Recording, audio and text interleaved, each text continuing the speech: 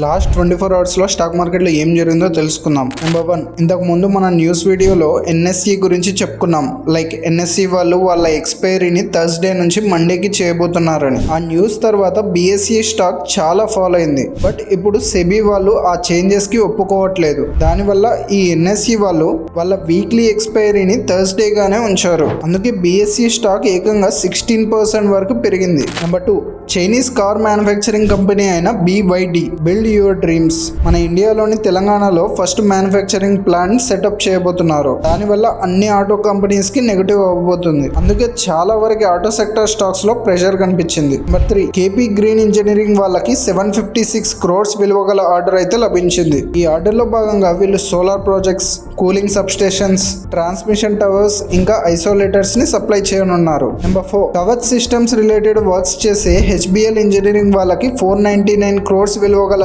Order western railway ఇంకా north central railway నుంచి లభించింది. ఇది HBL ఇంజనీరింగ్ కి పాజిటివ్ గా చెప్పుకోవచ్చు.